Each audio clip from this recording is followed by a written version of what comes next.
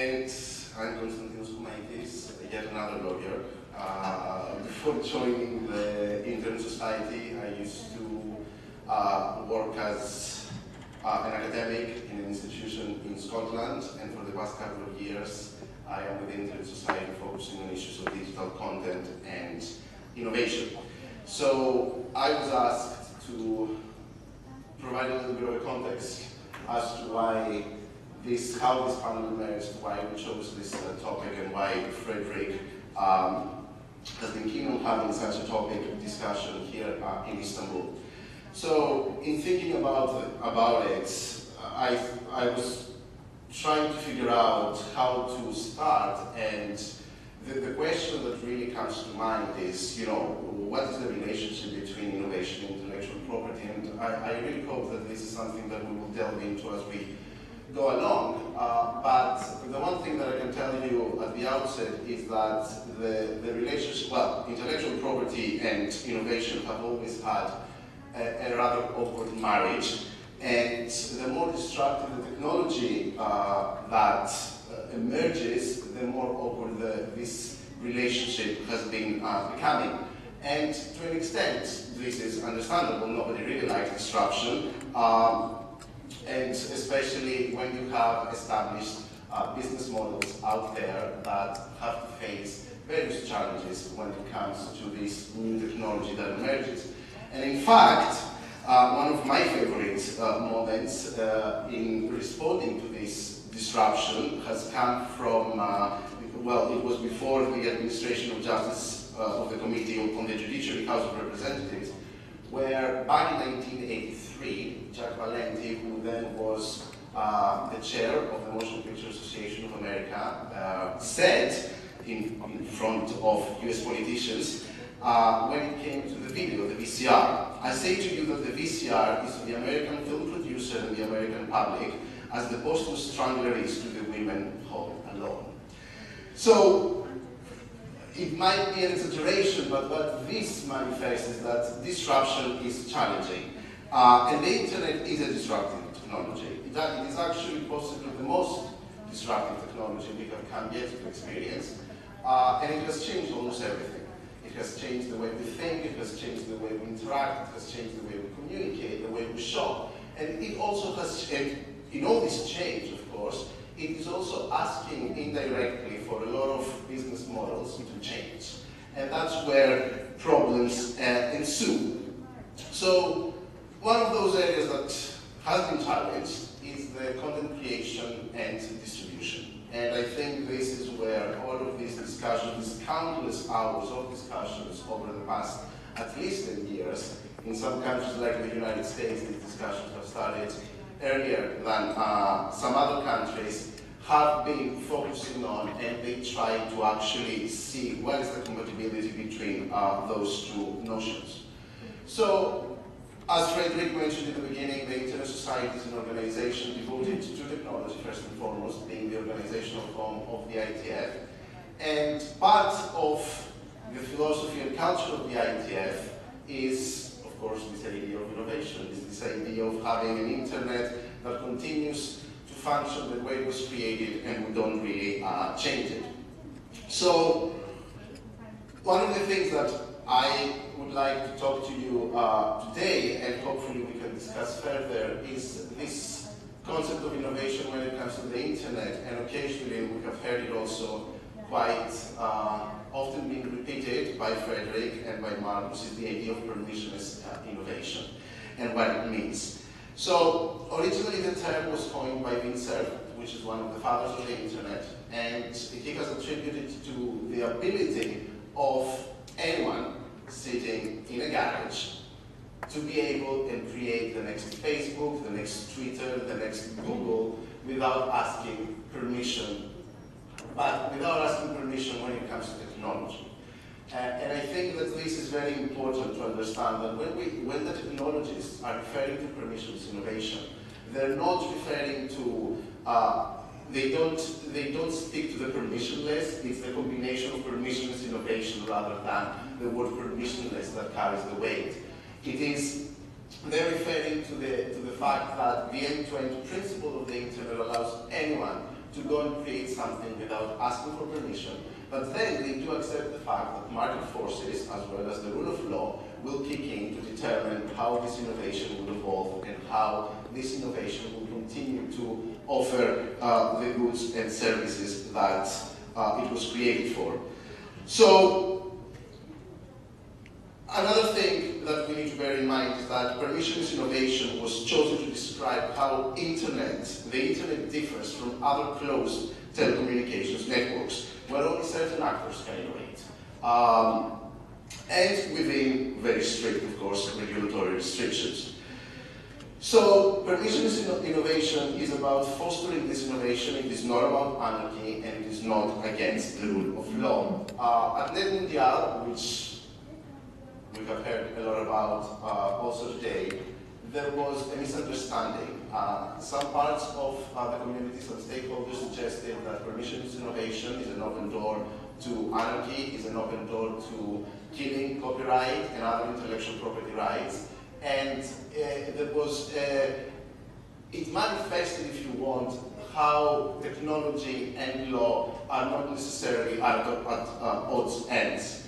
So I think that, and I will stop here and let Ben take on the floor, I think that it is time that we start actually considering what is the compatibility between intellectual property and innovation, whether there is a compatibility. I personally believe that there is, and how we can take advantage of this, of the internet and the principles that have ensured its creation and its sustainability and its evolution, to also create strong intellectual property frameworks that are able to support these new business models coming in, that are able to support existing business models, and that are able also to drive the internet into its next phase.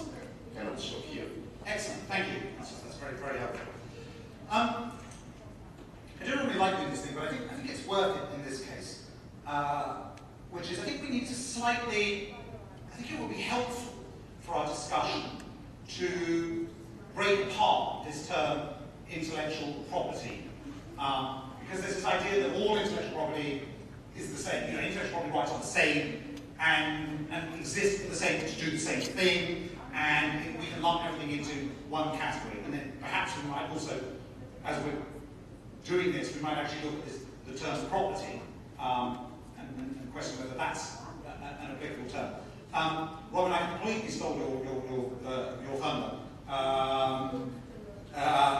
but you're in the business of copyright. So just explain very briefly, if you would, you know, how do we end up in a situation of copyright, and how does copyright, as far as you know, I know you're a copyright lawyer rather than a patent lawyer, and you know, for professional courtesy, I won't ask you to trade into somebody else's field.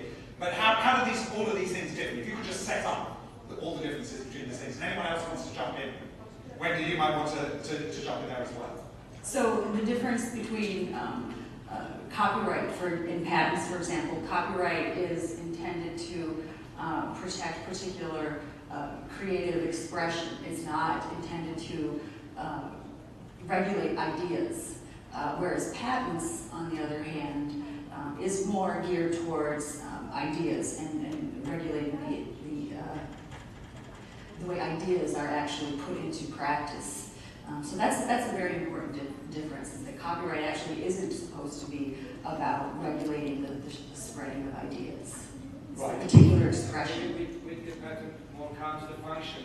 Though I will also mention there are some gray areas that copyright extends to functional works, but mainly when we talk about patent, one is the expression, unique to alter, and the other is more like the function, the ideas, just measured. That's a preparation to my talk, sorry. Gain some time. Wendy, did you want to jump in on that as well? Particularly about patents, I think. Yes. The common thread between copyright and patent is that both of them are legal frameworks designed to produce incentives for the production of, in the case of copyright, creative expression, in the case of patent, functional mechanisms and machinery and processes and materials. And they differ from real physical property in that we're talking about ideas, virtual property, if you need the term property, that's non-rivalrous and non-excludable in the terms that economists would apply to them. Non-rivalrous in that if you read a book, it's still there for me to read and for me to share the story with 100 of my closest friends might enhance the story rather than diminish it. Non-excludable, meaning it's difficult to keep others from accessing the idea. It's not as simple as putting up a fence and preventing the trespassers from coming onto your lawn. The virtual fences that we put up around patent and copyright are barriers to productive activity as well as barriers to unauthorized use. And so, particularly as we look at innovation on and fueled by the internet, we have to ask ourselves the question, are the barriers that we're putting up more expensive than their worth?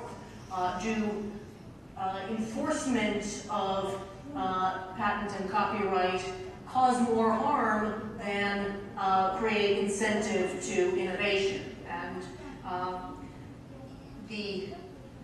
just to conclude with a couple of the unique features of the internet is really the way it connects people, the way it enables very low-cost communication among users across jurisdictional boundaries, across countries, across distance, across age, and all of that makes it much easier for individuals, for end users, to become creators and innovators. You don't need a large factory and lots of money in order to innovate on the internet. You can join with a couple of friends and produce the next big game company, starting with just a computer and a little bit of software writing ability. And so because of those lower costs, the nature of innovation changes, and we need to fuel that distributed innovation. And which feeds in nicely. So here you are, you start off in your garage in somewhere in Istanbul, and you're coming up with the next Angry Birds or Candy Crush Saga, and you invent what you think. You come up with something and you think this is this really clever way of playing some game, and you get some side, you get some level, and lots of it. And then all of a sudden, next day, a week later or whatever it is, poof, this heavy document lands on your floor, and it's from some lawyer somewhere. No disrespect to this entire panel of lawyers. You know that idea that you had? Well, actually, you know what? We had it before you, even though you had no idea that somebody else had it before you, and you now owe us $11 billion. Checks not accepted. In what way is that, and anyone can answer this, in what way is that regime, a system like that, helpful to innovation? Who wants to pick that poison chalice up? I have one question. Okay. Well, I'm not a practicing lawyer, but still sometimes people come up with questions and they have a great idea how they can protect it, and at the end, how can they be so rich? Of course, I don't say this very openly, but which comes to my mind, is it really moral or right that you're gonna be rich because just you had something in your mind that you slept over and woke up in the morning and, okay, why would you, it's just escalating. I think you got the point. That's always in my mind. That's a very good point. And people don't get why copyright or IP don't protect ideas. Okay. So, innovation is something that ideas. You may have an idea, but to turn it into an innovation is something else, I guess. Anyone can pick up on that?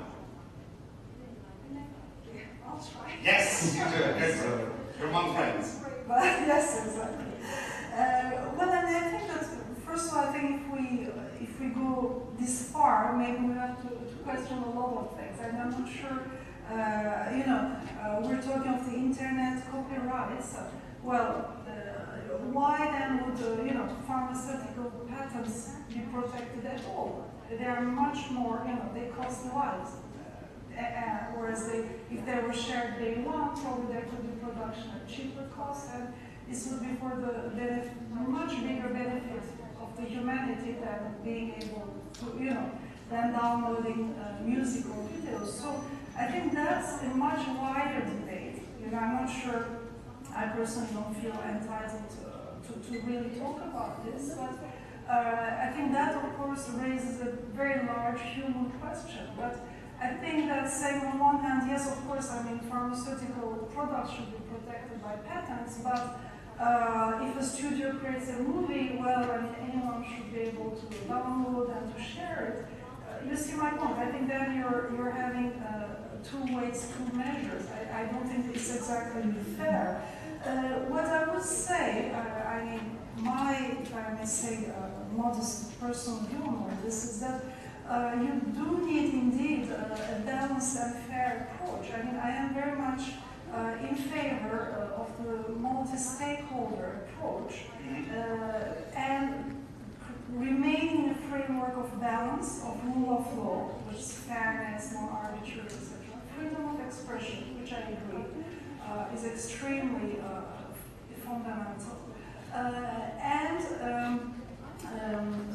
proportionality, because this morning we've seen the main problem is proportionality. Okay. Because of one side you close the whole of Twitter and YouTube, there's no proportionality and there's a difficulty of freedom of expression.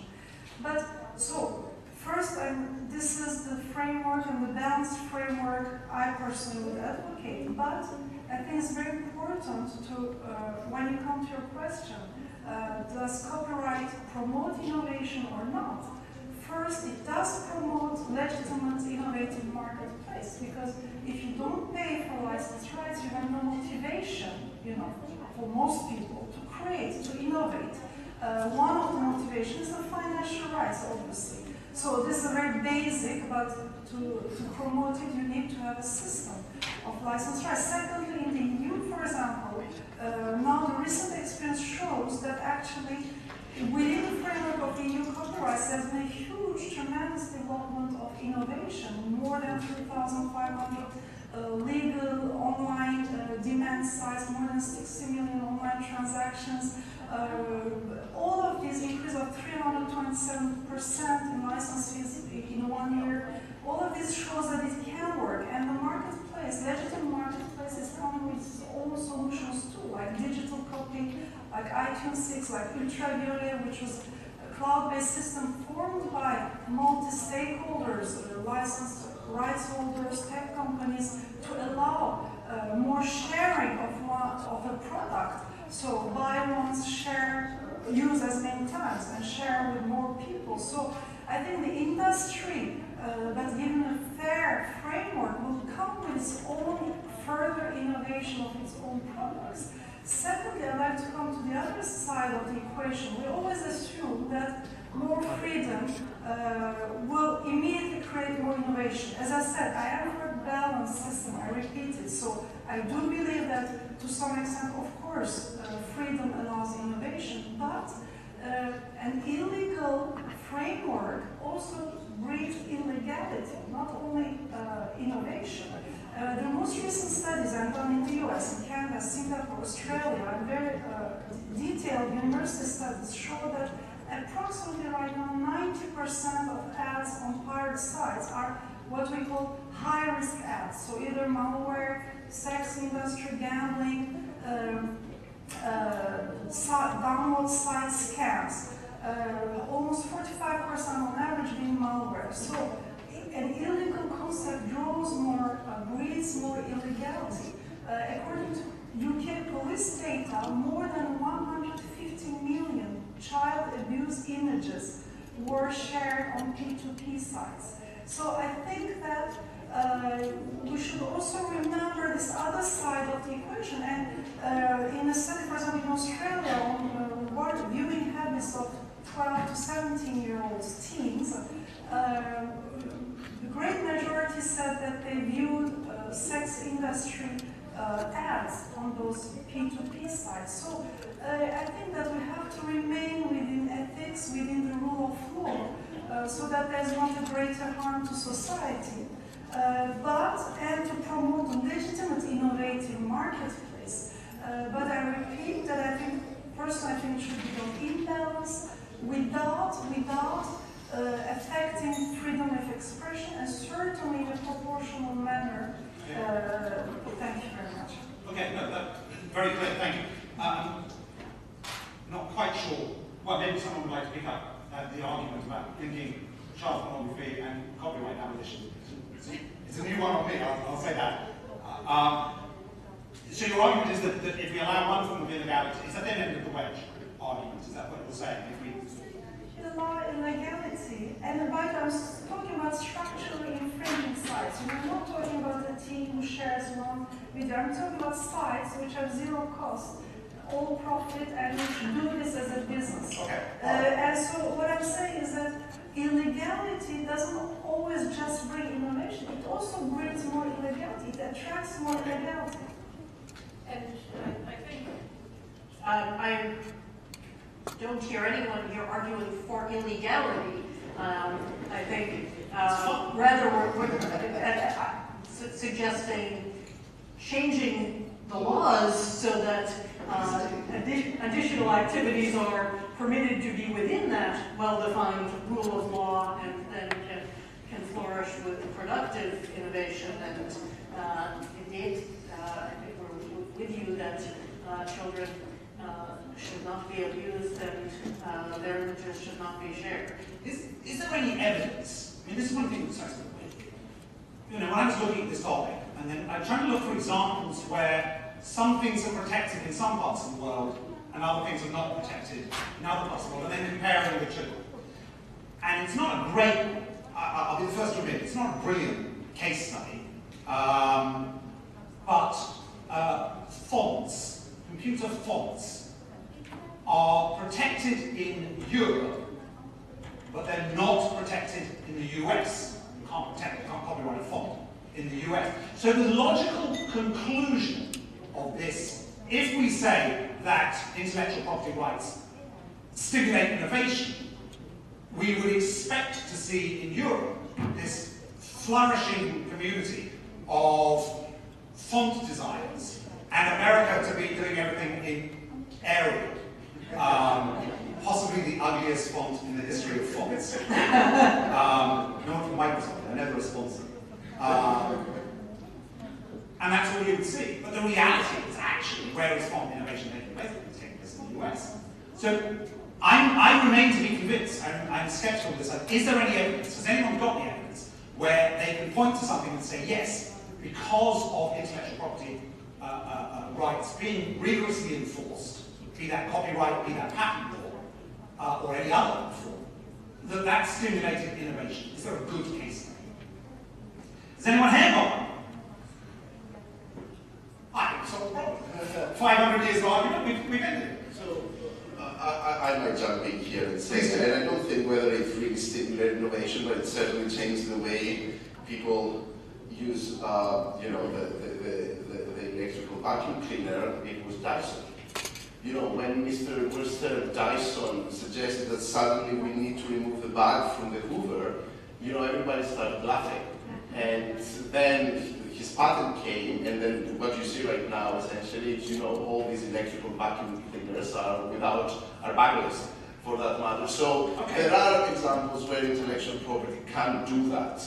And I don't think that anyone here at the same time is suggesting that intellectual property does not do that. It's just that at some point, and because of the internet, if you want, I think many of the issues that were individual cases became more the norm and made us start delving into deeper the details of this compatibility. And I would like to go back to what Wendy said. You know, the essence of intellectual property is to incentivize people. And if you do not have a system that does that, then the questions need to be asked. That was actually on my way here. I got the Financial Times because I don't speak Turkish, and that was the only English-speaking newspaper. And there was a magazine inside and about innovation and creativity, funny enough. And there was the guy from Spotify, who created Spotify. And they asked him point blank, what were the challenges we faced? And he said, in the beginning, when we were setting up the idea, we thought we had two challenges, the technology side and the law side. And we've soon realized, because of this permissionless innovation thing, the end-to-end principle, that the technology side was not so much of a challenge. But when it came actually to starting asking for licenses throughout Europe, they realized that in a single market, they would have to go to 27 different member states and get 27 different licenses. And that is extremely expensive. For a startup, this is an unsustainable model.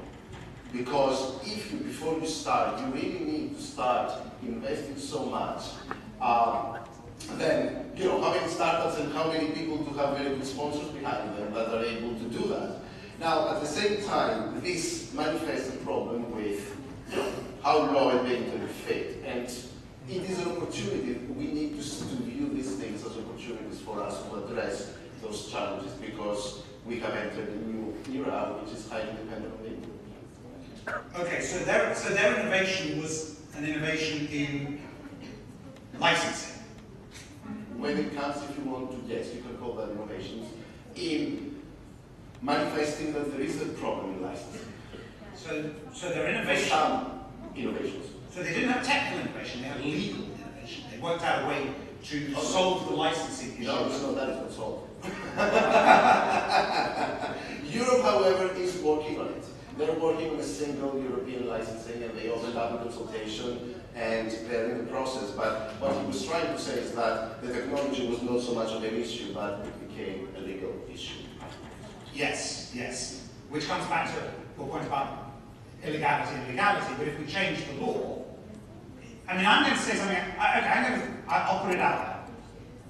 Do we need, and is there any evidence that it is successful, intellectual property rights? Because several times people have said it incentivizes people. We need it as a form of incentive. Without this, people wouldn't do it.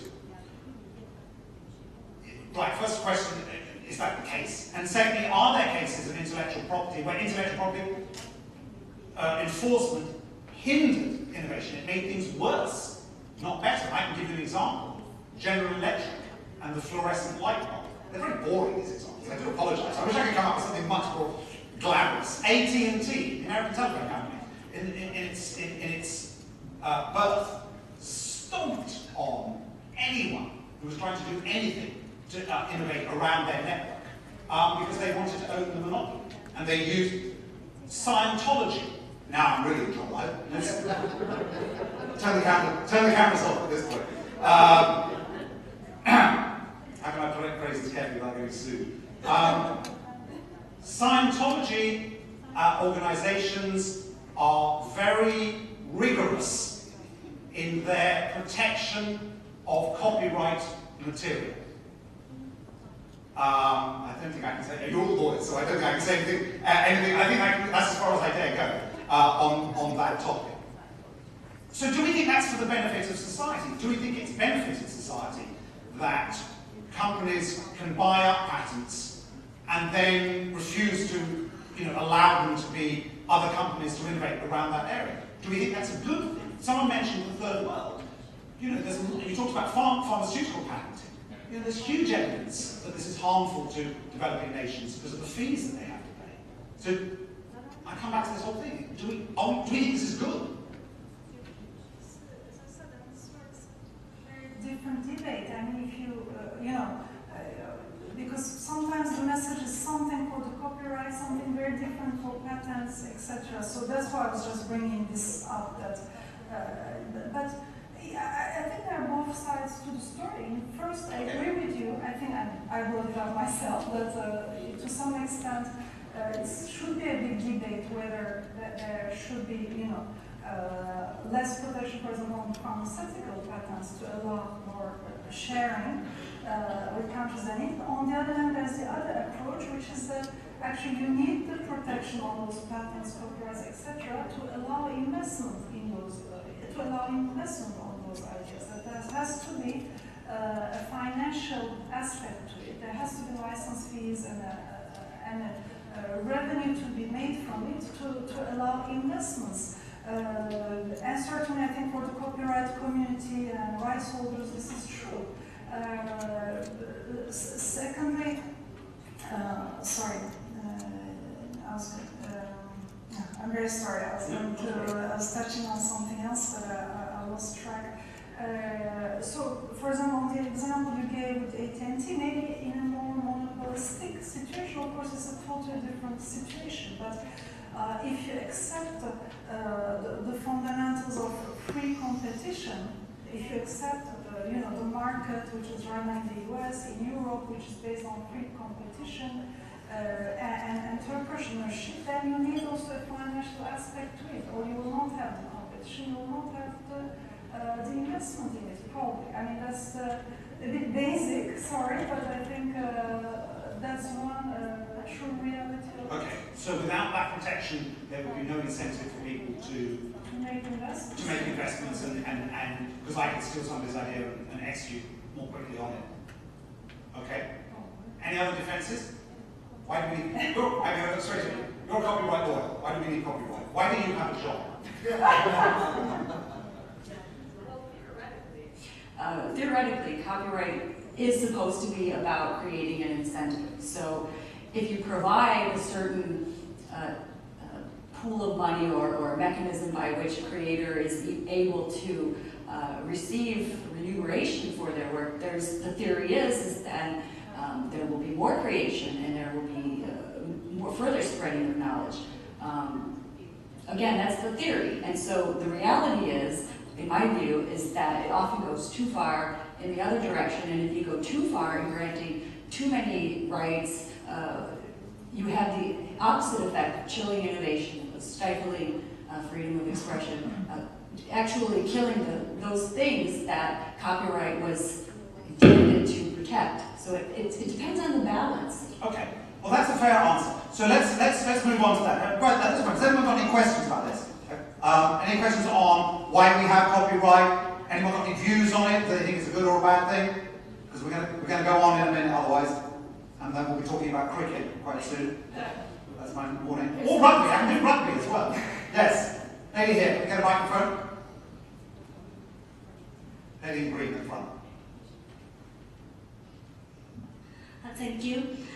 Maybe my question is not directly related to the issue that you are talking about now, but the point here I would like to ask here is that related to the Trans-Pacific Partnership Agreement, because as we all know, intellectual property rights is a very important issue in the context of this agreement. And there is a mix of developed and developing countries within this agreement, and we know this is a contradictory issue between USA and EU, the intellectual property rights. Do you have any assumption or expectation that there will be an agreement between USA and EU about this issue, and in which way? Who's going to pick that one up? Who wants to pick that one up? When I'm looking at you, for no particular reason. I think so. You're referring to a trend that we've seen of putting intellectual property into treaties and high-level agreements that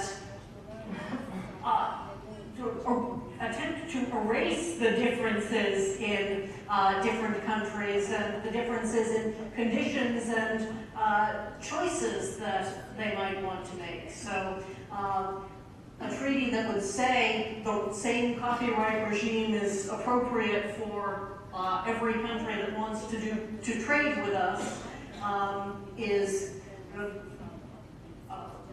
missing the differences in conditions that they might want to foster and different choices that they might want to make about innovation and how to give it incentives. So I don't have predictions about where this one will go in particular, but concerns about treaty making as a general way of setting copyright and patent law, because as a scientist, I think we want to see more natural experiments. We want to see more of those cases where we get to see, does higher or lower protection work better, and why, and give us then an opportunity to change course to pick the better option rather than just get stuck following the trend that we've started.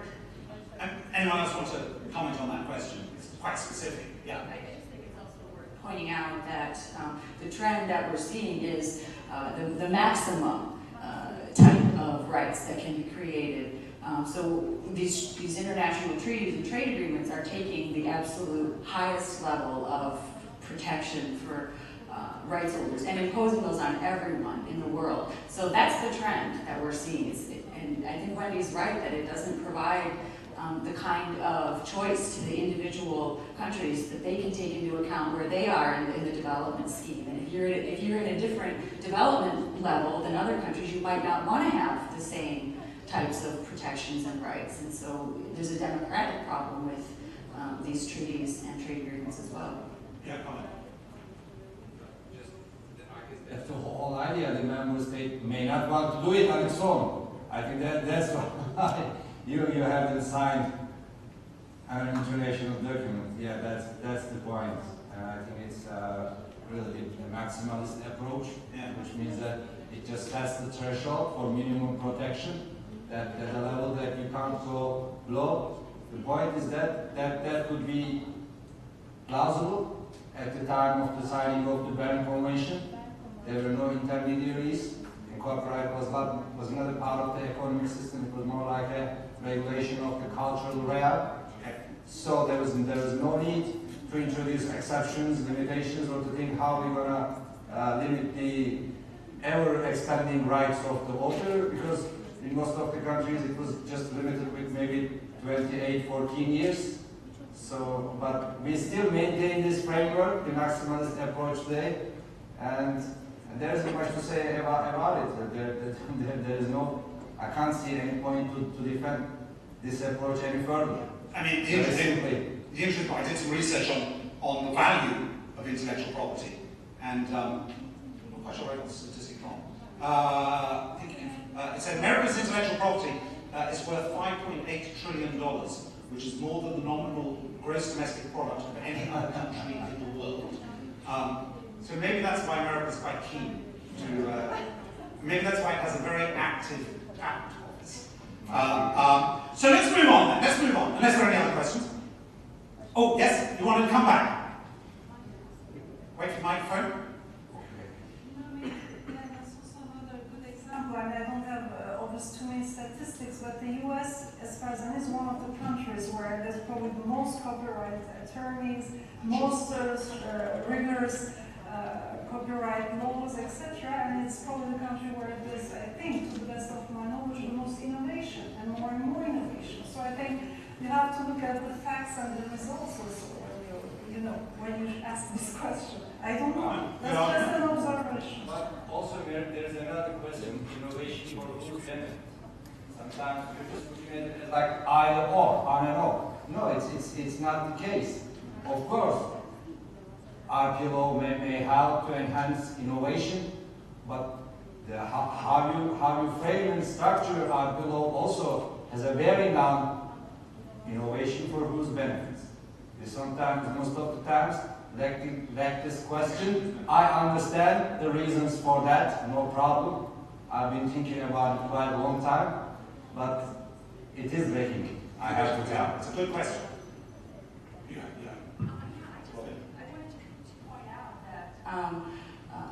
In the United States has been very successful when it comes to innovation recently, precisely because we had a wide breathing space for fair use, protections for intermediaries, that sort of thing. So that's one of the reasons why the United States has this kind of innovation, is because we had built that into the system originally by providing fair use, by providing this breathing space, by providing for opportunities for other companies and individuals to build upon the ideas of others. And the US didn't respect foreign copyrights until very, very recently. No. So, and that's one of the reasons why the US was able to publish and innovate. So CCIA is an organization, a computer organization, and they did a statistic that says actually these fair use industries are far more profitable in the United States than the copyright industry. They make far more money for the global economy than the copyright industry. So you have to balance those two industries together. Well, that leads us on really nicely. Since I seem to be the only person arguing against the entire concept of intellectual property, the anarchist within me. Let's move on and say, well, okay, if we assume on the one hand that intellectual property regulation is a good thing, and then there is the tension between it and innovation.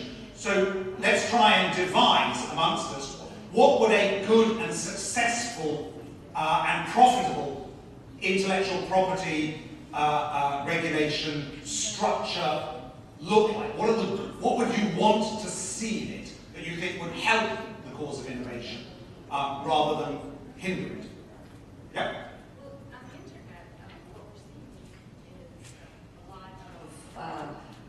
Attempts to fight against the properties of the internet.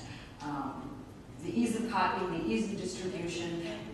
So if we could evolve our business models to a place that harnesses the properties of the internet, the ease of copying and distribution of information, I think we would see far more innovation. So I think it comes down to the kinds of business models that we have and the way that we could restructure them to not try to fight against.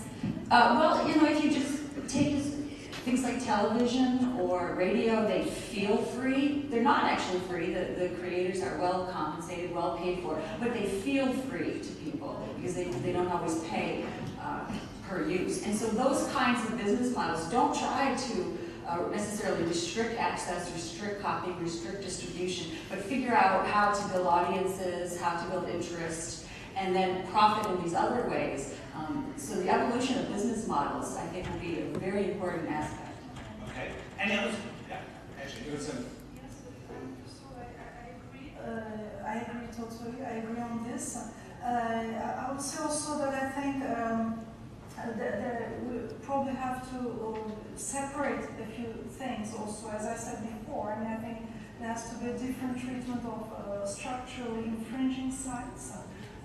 Which should be, I think, more rigorous because this really, as I mentioned, has a lot of side effects, a lot of harmful side effects, and hinders the development of a legitimate innovation marketplace. But I agree that one should work on different business models and the sharing aspect. And I mentioned a few examples like digital copy, like ultraviolet, etc. So I think the industry is already working on, let's say, reasonable solutions.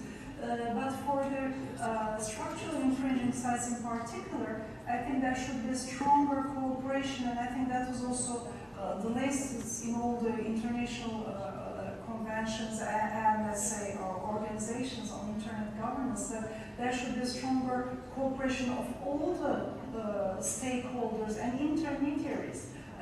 Like search engines, for example, should delist structurally infringing sites. Ads should not go on those sites, but I think this is happening anyway. Mainstream ads should start more and more, as I mentioned, to go away from these payment processes, etc. So this comes back to my view before, that a balanced approach, a targeted approach, and respecting the openness development, which I think we have to understand and support, of course, which is the open government declaration. And again, I think also one point I really want to stress, in my view, this should be put completely aside from freedom of expression, which was much more debated this morning. I think that nothing in any of these should have any impact on freedom of expression, which I say is something totally separate, and which should be a fundamental and undisputed right, definitely. I think we should certainly always keep that in mind. There's sometimes a bit this mixing the two, which I just wanted to, yeah, maybe we'll come back on that, because I think that's an interesting point. And one that I wanted to pick up on. Oh, since, great.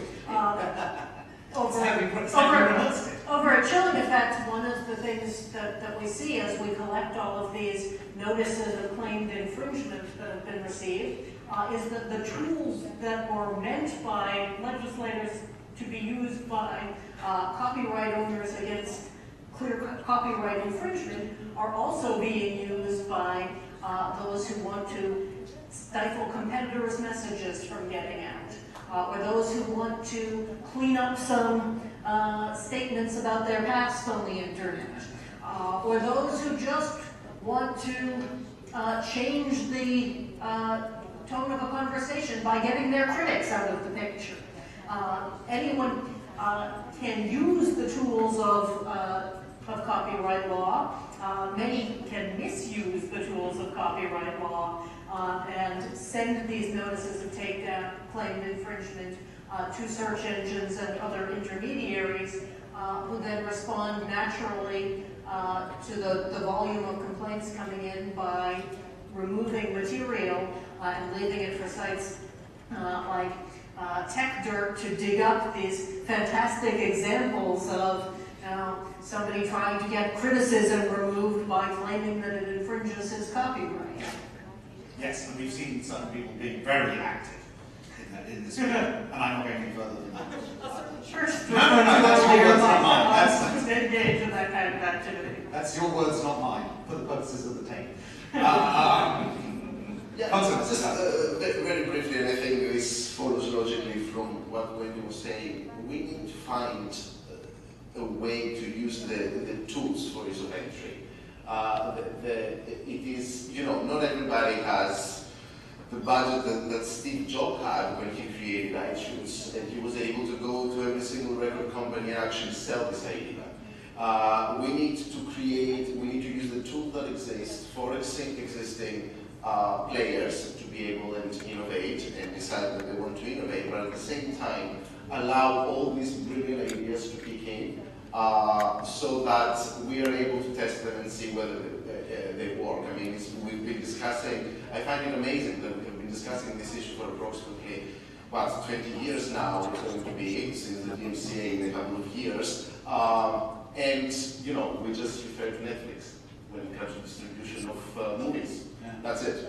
And of course now you have Ultraviolet and you have all the other services that are coming, but one would expect that in those 20 years we would have seen a lot of competition, we would have seen, new services come and go depending on consumers, and we don't see this happening. So copyright and intellectual property generally provide those tools. They provide them through fair use, they provide them through incentives, so we need to find a way to use those tools to encourage both existing and new people to enter the market and innovate. Could I just jump in with a little bit of the backstory to Konstantino's early quote?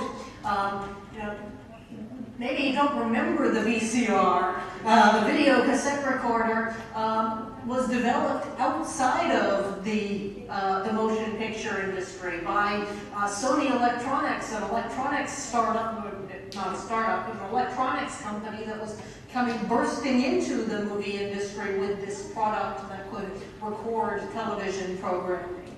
And so, while it's exciting that the entertainment industry is coming up with new products and business models to share their media, there is also a huge proportion of the world that's not in the movie industry that might also have good ideas about how to distribute media and how to build upon that.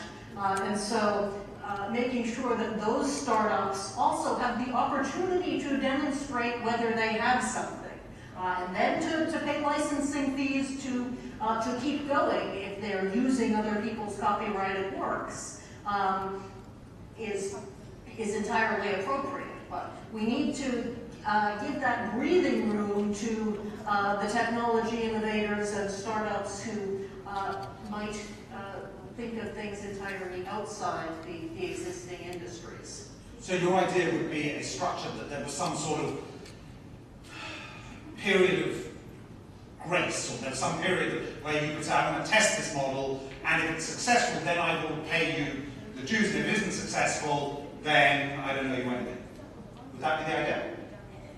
And a rollback of, I like that idea. I was also thinking of a rollback of our Digital Millennium Copyright Act anti-circumvention provision, the provision that says in U.S. law and in its harmonizations around the world that it's unlawful to circumvent technological protection measures put on a piece of digital media. If you get a DVD or a Blu-ray and you want to build your own player for it, you can't, because those have been encrypted and thereby protected by the DMCA and WIPO copyright treaty parallels. So those prevent the innovator from coming in and saying, here's a better way to watch your Blu-ray discs. Here's a better way to play media that you've purchased, that you want to access lawfully. So rolling back that prohibition, I think, would further enable innovation. One of the things we haven't talked about is Creative Commons, which seems to be a sort of bottom-up reaction to the whole copyright and protection and intellectual property regime, where people are saying, no, this is fine. You know, you can use my work. It's actually in my benefit for you to use my work and take it and distribute it. I actually benefit from this, and I can monetize in different ways. Do you think that that's an important part of this this ever-evolving relationship between the two? People seem to be willfully saying, no, this is completely cool. Take my stuff, do what you like. So, if I may jump in, I think it goes back, but it was said, it is about choice. Creative Commons was created about Creative Commons, that it gives the choice to the creator to determine how they want their work to be used. So I want it completely free, there you go, and you take it. I don't provide, I want to be reimbursed. I again tell you which parts I would like that you cannot copy or I would like reimbursement for. So Creative Commons was an innovative idea at the time that fits with the internet and allows choice, which it is becoming more and more clear through internet use that it is a paramount feature of how one is able to distribute content via the internet. But we've seen other examples of that sort of innovation. The whole what do you call FLOSS, free, Libra, open source software. I mean, look at a company like Red Hat, for example. So you take a product like Linux, which is free. You can do what you like with Linux, and then you build companies on the top of it. So there we have a huge innovation, and you know, I forget what the market capitalization of Red Hat is, but I remember when they floated, how many years ago they IPO'd, and I was thinking, why would anyone buy into a company that gives away its product for free? And yet, you know, here we go. So this slightly comes back to this argument around there is no, you know, without intellectual property requirements, there's no incentive to innovate. Creative Commons and open source software would suggest that that's not the case. Or maybe you can argue that open source software is a reaction against it, the innovation that's caused because the other stuff is closed. I don't know. Any comment? To Creative Commons, one of the important innovations about Creative Commons is the recognition that one size does not fit all, that creators create for all sorts of different reasons. And they may be perfectly willing to share their works for non-commercial purposes, but not for commercial purposes. Or, you know, there's a whole range of criteria that they can select. And again, this is the recognition that people create for all sorts of reasons. And, you know, copyright is a relatively recent invention. It was only invented in the last few hundred years. And so people created for for millennia before we had come up with this concept of copyright. And I think people will continue to create and after copyright evolves and probably in response to the internet. I feel like we've done all of the talking on stage, and I don't feel like I've got anyone's had. We've had some questions. You had another one. I know this, so we may come back to you. You're doing a brilliant job. Does anyone else have any questions on this issue? Gentlemen, we will come back to you later. Gentlemen, actually, right at the back. No, you had one earlier. Right at the far back. We'll come back to you next. This gentleman here, and then we'll come back to you, sir. Hello. I really appreciate all the talks and panels, all the information. I really enjoyed it, and I really appreciate the examples on vacuum cleaner and all other stuff. But going back to the topic of internet, I really wonder how innovation can ever be negatively impacted by IPR. I mean, do you have any recollection of negative impact on this sector specific? For instance, I mean, we said, we would like to provide equal opportunities or any opportunity to startups if they don't have any, but I mean, it's not really the case for internet or something restricted by IPR. I mean, it's the fact of the world. I mean, it's not fair, nobody gets anything they want. And for, I don't know, internet now, I think it's 25% of program developers are developing for cloud these days. And there are applications out there allowing them to do it with very low costs. And going back to internet, we all know businesses going through that road, even the biggest enterprises. And it's a huge opportunity area and innovation area. But do we have any, again, reason to believe there's a problem with IPR hindering the innovation? Do we have any reason to believe there's a problem? I seem to be the only one that does. But let's see, who wants to pick that one up? Just you can think about several, for example, competition law cases, at least appearing before the European Court of Justice, where IPR turned out to be anti-competitive and there's sometimes an imposition of compulsory license. Don't need to pick up any specific example, it's just a straight of case law and doctrine. I'm sure other speakers could give other examples, but it's more like a theoretical one at least. Any other examples? Well, in the patent arena, so another of the distinctions between patent and copyright that we touched on briefly, copyright can only be infringed by the actual copying of somebody else's work. And so you might not have known that they claimed it, but you knew you were copying something. Whereas patent can be infringed by doing something that somebody else, doing something that you believe to be totally original, and yet somebody else has claimed that they got to the patent office first and got a patent on it. And so in lots of the technology areas, there are discussions of how many thousands of patents are in a smartphone or in any of these devices that we use to access the internet. And some of those patents are held by trolls, patent companies who manufacture nothing other than patents, who go to actual manufacturing companies and say, pay up or we'll sue and block you from producing your product. Now, big companies squaring off against one another will often have enough patents each that they just say, okay, we'll cross-license our patents and go about our business. A small startup company getting into manufacturing and getting hit by a patent troll, or by an established company who doesn't want to see the competition can find itself knocked out of business.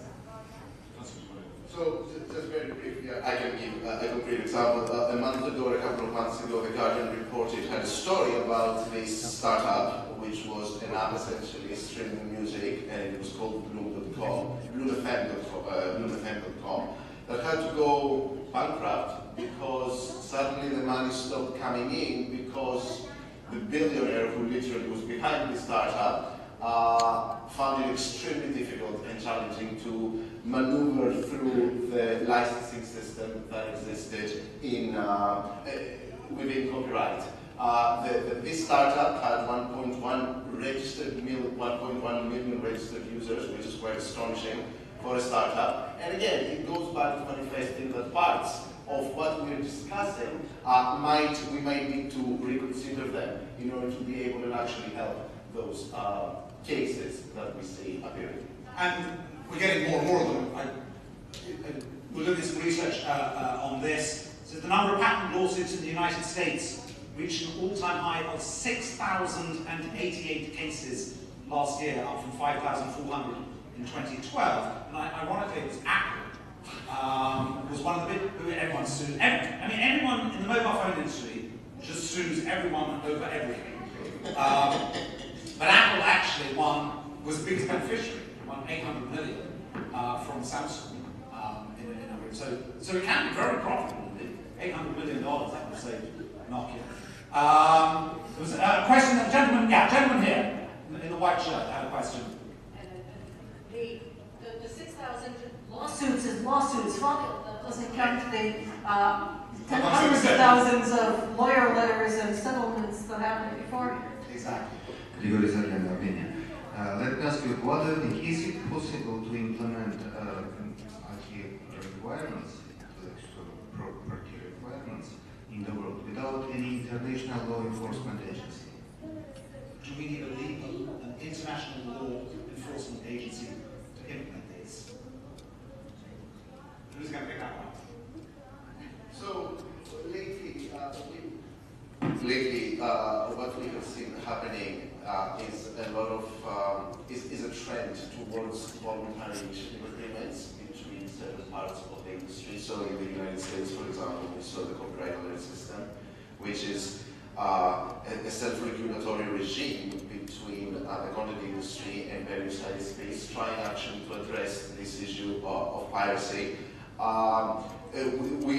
are not really having results, but generally speaking, if a voluntary initiative manages to get it right, it is really efficient because it can really work, it really addresses to the point the needs of all parties concerned, and it also, if you want, corresponds much better to the speed of the internet. It's not as it doesn't take as long, or it's not as bureaucratic as lawmaking, which takes years and years. I mean, a three-day Bible will take you 14 years to conclude, and that's if you're lucky. So we see those things happening, and as long as they're based on solid principles, including transparency, the rule of law, accountability, review mechanisms, checks and balances, they can actually provide a lot of those answers that the community is looking for. I mean, there was obviously ACTA, which was mentioned, which raised its ugly head and then got trodden on quite substantially. I'm sure it will spring up in some form or another somewhere else at some other time. I mean, we have seen these attempts, but by and large they haven't been successful. I mean, that's good. No? Any other questions? Any other questions? Yes, gentleman here.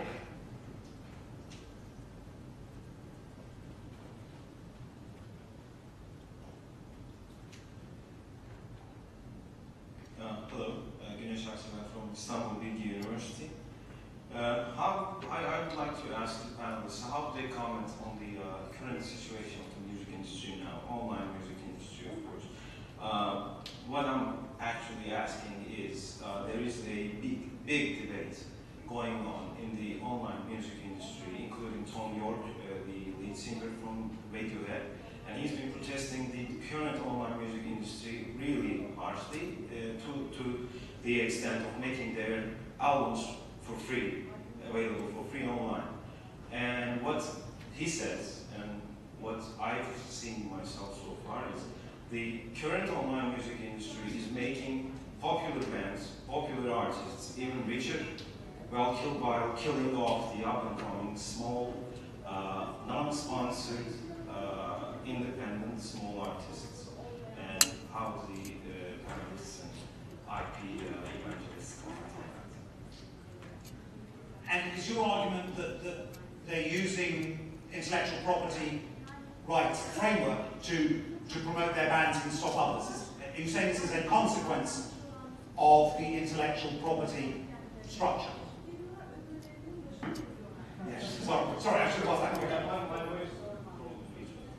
What I'm actually saying is, this is kind of the problem with the actually system in the bigger picture, making big ones even bigger, rich ones even richer, using the current legal basis these online music industry startups and companies stand on. Is there an abuse of some sorts of these rights to kill off competition, maybe?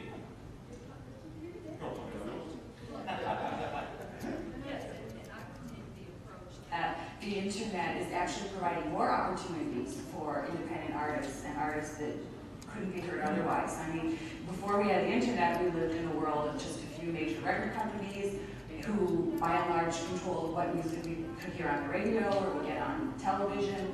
And if you think it's bad now, you should have seen it back then.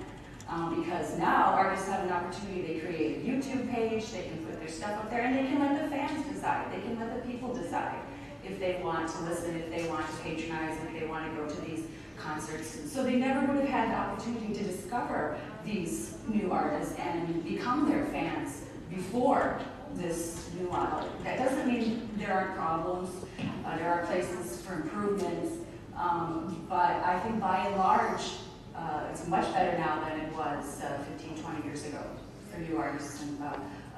And I can give you an example. I had a client in my private practice who did video distribution, and he put up some movies on YouTube, little documentaries that he made, and then got a contract with National Geographic Television to then be able to license those and put those on television. So if it wasn't for the internet, if it wasn't for the opportunity to get that initial exposure, he never would have had that chance before. So I think it's better now. And is there any issue on copyright that you've seen? I mean, obviously, one of the things about the music industry, it's unquestionable that that a huge amount of value has been destroyed in the music industry by the introduction of the internet, recorded music. Whether that's to do with copyright, whether that's to do with piracy, maybe that's two sides of the same. When you're very puzzled, But the phrasing that you used, value destroyed, seems like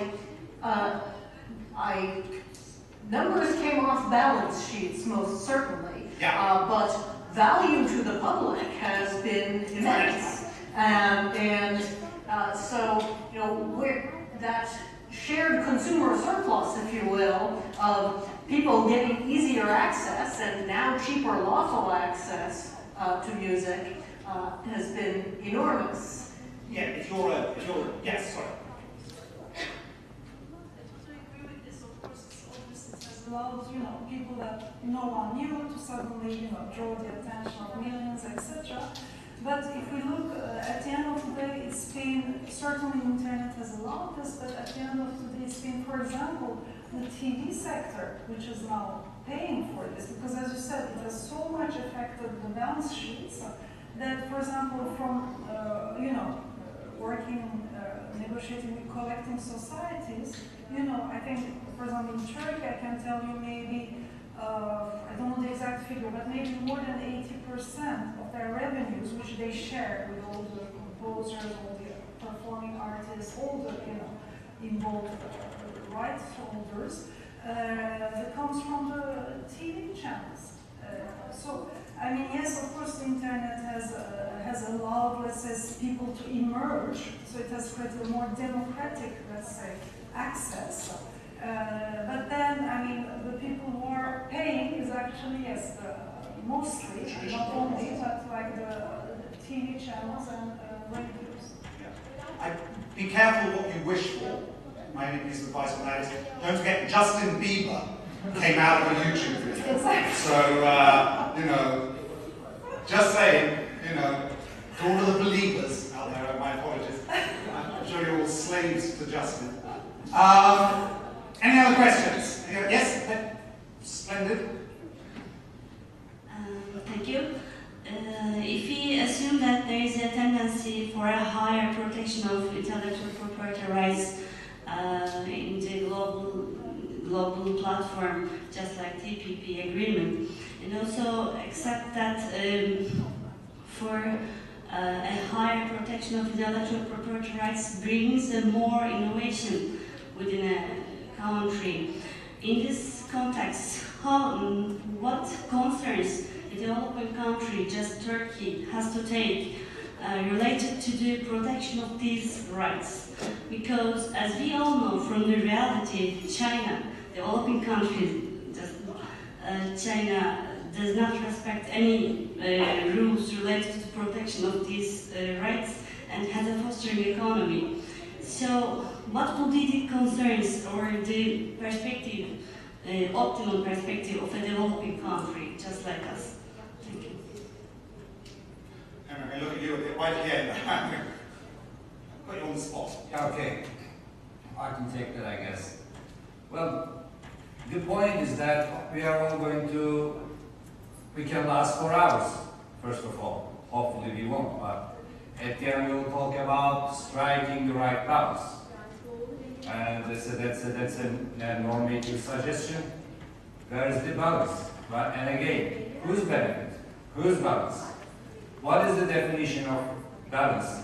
Therefore, I think one way or the other you have to ask questions in a bigger picture.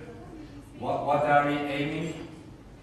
And it comes down to, yeah, at some point to political choices at the end of the day, which is not the subject of this session. What would it look like? I mean, let's assume that, okay, the political choices, that's fine, but you know, and I'm not necessarily saying I agree with the framing of the question, but clearly there are differences in intellectual property regimes in different countries of the world, or there are differences in how those regimes are implemented. What do you think, you know, what would you want to see? Let's put it that way. Okay, well, speaking about copyright, first I think we should stop perpetual copyright. Lifetime plus 70 years is perpetual, I think. And we have to give up this one fits for all understanding. We have to calibrate in terms of thermal protection. We have to calibrate in terms of uses, especially mentioned here, commercial and non-commercial uses. And we may calibrate different scope of economic rights for different kinds of works. Of course, it's very, very, very detailed and daunting task that I mentioned before. And what else? Okay, we have the expansion of copyright to functional works, actually, which have nothing to do with, or at least partially nothing to do with creativity. We have non-creative databases, which are protected by a sui generis regime, but the situation is not extremely precise. There have been several judgments of the European Court of Justice, but this issue still remains to be resolved in a precise way, we will say. We still have shortcomings in terms of software interoperability, so therefore interoperability, therefore still we need to devise better rules, and at least we have to eliminate the ambiguity whether Bruce Willis would be able to leave her daughters or iTunes songs is still a sort of split, maybe a split from my point of view, not that much, but let's say split with the orthodox way. And coming to the big issue, the exceptions and limitations, or the common law side, the fair use, just very, very, very fast couple of, first, we all understood with the comments, we need a much detailed and better, scaled, calibrated regime of compulsory licenses. For example, those startups, they should be able to make benefit of a compulsory license, maybe in an increasing scale. depending on the income coming over in the future time. Of course, we need lots of improvement for education, research, cultural heritage. They are sort of safe areas. I'm not going to so deep into them. Everyone more or less agrees with them. And what other thing? We shouldn't limit ourselves within the realm of copyright or by its inner logic. We have other areas of law we could use for reinforcement. First of all, we have the consumer protection law.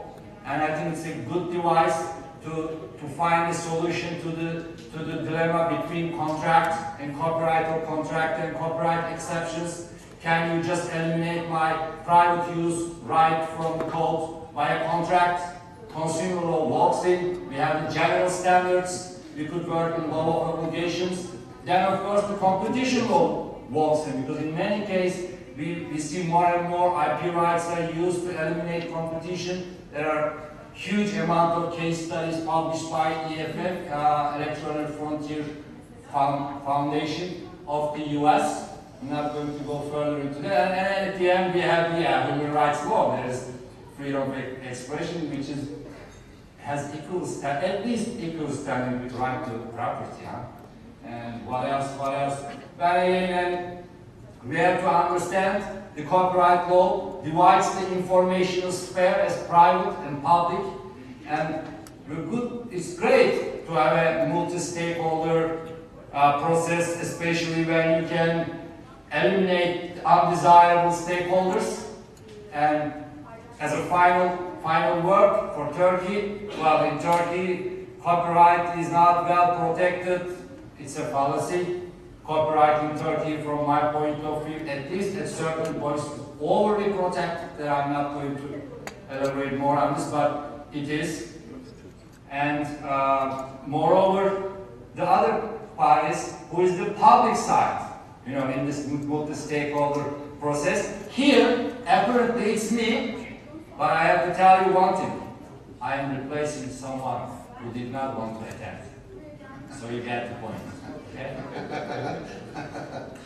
I have a suggestion for what it would look like as well. In fact, I didn't notice it chatting to Robin there. The US Patent Office gets paid for how many patents it issues. The US Patent Office recently granted Amazon a patent to photograph objects against a white background. Now, I don't know how long photography has been going, but I am willing to bet that somebody before Amazon was photographing objects against white backgrounds. But nevertheless, the US Patent Office issued that patent. My suggestion would be a funding system in which patent offices were paid for patents that they didn't issue. And the more patents they issue, the less money they get. And then we might force them to really focus on how useful that would be. Any other suggestions? That's fantastic, by the way, brilliant. Any other things that we wanted to apply? Yes, I noticed that as well. Because otherwise, yes, you the audience are safe. yeah, you're okay. Any other questions? Any other issues on what it would look like? Yeah. I think one of the policies that would be very beneficial to countries like Turkey as they think about copyright policies to encourage innovation would be protections for intermediaries, third parties. Take, for example, internet service providers for what individuals do on their systems. You don't want a world in which internet service providers and intermediaries are required to police and control their systems. That actually leads to less innovation, to greater censorship. So I think having a system that provides robust protections for intermediaries would be another policy that would be very beneficial to developing or developing countries. Yep. On the copyright point, I think in Turkey, I agree with what you're saying, that the laws are already quite rigorous anyway. The bigger problem for rights holders is in the implementation, actually. That's the bigger issue, and the new draft law includes some improvement to help implementation. in legitimate cases where, you know, the rights holder needs to defend against the infringement. So I think in one word on this, but in terms also of, I mean, I can say from the example of, let's say, on the music industry again in Turkey, if they didn't have the strong protection they have under our copyright law, the channels wouldn't pay them anything, basically, nor the radios, and in the past they were receiving almost nothing. They were completely affected in their sales by the internet. So the only way they're standing, and for many artists, there are thousands, it's not only the big stars, they're literally living out of this. They're literally expecting what the negotiation will be with the TV channels, and whatever they get, they will get from there. So I mean, we should know this thing, copyright only helps the big billionaire multinational. It literally helps certain simple composers to live, I mean, and to earn something.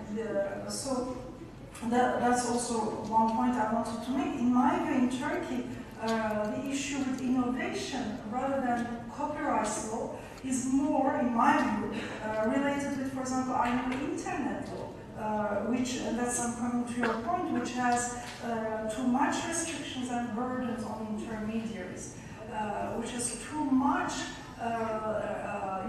you know, obligations on storing information, providing. This supported by our new Secret Intelligence Service Act is that all this information will be able to be obtained by our government, etc. This, I think, will create a very strong auto-censorship with time. And many things introduced by this new internet law. So I think much more, in my view, much more than the copyright, which is a legitimate right to protect its product, at least for a period of time. I agree this is debatable.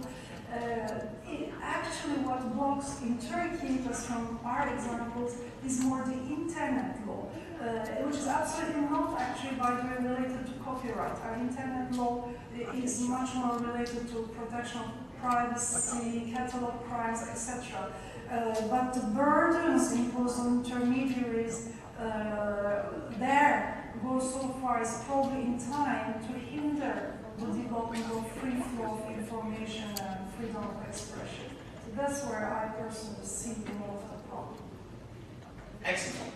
I agree totally there, and I think if you walk out from this panel with one thought, looking at how to maintain the free flow of information, which is so critical to innovation and human development, looking at the recent internet law is more concerned than the future of copyright at this point in time. Because the great feature of the internet has been the communication it enables among people, and we need intermediaries to be free to connect us to one another. It's great when we can come together in rooms like this to talk, but when I'm back in Boston and would like to continue the conversation, I hope we will have open channels to do that, and intermediaries who are willing to continue making the connections. Yeah, I think that's very important. Any other questions? Any other questions? Because I feel we kind of reaching towards the end here. That's fine. Oh yes, no, go on, you're brilliant. Well, I can tell you, as a moderator, I completely love you. People like you make my life. How much do you want? How much do I have to pay you? Thank you. As we all know, GATS prohibits the WTO members from the application of measures which deteriorate the free access for the suppliers within the services, just like for the provision of the fair access to the markets. So within the context of the GATS, as we all know, GATS may be not adequate for the addressing the measures for deteriorating the free access, free flow of this information. Do you believe that after the Doha round, do you believe that there will be a consensus or a negotiating framework within WTO which establish the rules related to establishing the rules or the agenda or mentioning or determining the measures which restricts the free flow of this information? My question is that, is WTO enough for this issue? Thank you. Is it? Oof, that's a difficult one. Do we have any idea? I think you've defeated us. Well done. I don't think I have no idea. Learn the council. I'm afraid that I would have to call a trade lawyer colleague to answer that one properly. Well, and on that note, I thank you. And I'm sorry we failed on the last, at the last fence. We tried to clear it, but unfortunately, we ended up falling flat on our faces. Well, listen, thank you very much indeed. The topic was the ever-evolving relationship between IPR and innovation. And I think it's safe to say that it is an ever-evolving relationship. May not at times be a very good relationship. It might be like two neighbours living next door to each other who don't like each other very much. But every now and again have to work together against some other thing. We discussed at the end, I think it was quite interesting, about what would a regime look like? What would be the good points of a good intellectual property regime? And